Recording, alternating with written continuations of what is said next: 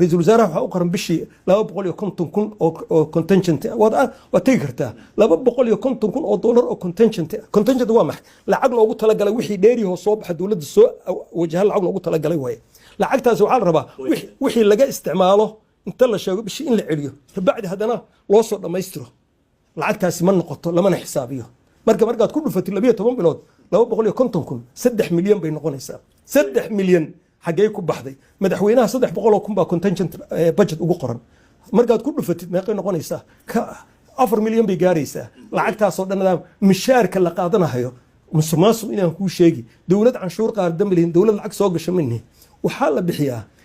wasiirka waxa la siiyaa 6,000 oo dollar baa la siiyaa 6,000 oo dollar 12 bilood ku dhufo 72,000 buu qaataa madaxweynaha China oo dhaqaalaha labaad adduunka ka ah wuxuu qaataa 22,000 sanadkii buu qaataa waa maxay waa 1,800 bishii weey annagana wasiirkeena 6,000 buu qaataa canshuurna ma qaadno dhaqaalana ma lihin prime ministerka India oo aad ogtiin dhaqaalahooda sidoo hadda u kobcayo wuxuu qaataa 33,300 buu qaataa sanadkii soo ma garan waa 2,000 iyo wax la jira weey bishii uu qaataa annagana wasiirkeena wuxuu qaataa ku dhufo 27 wasiir oo من لح كن كل ما يقين قنيسة تكريفل مسماسق corruption أبيت حدث نقفها رالي اللي سجى هاي أن ليس ويدينين أن قفنا اللوقف سنين أن ليس كحسابين أي سوقيين دبر كإسكت هابنا اللي توك ما لما هذا كله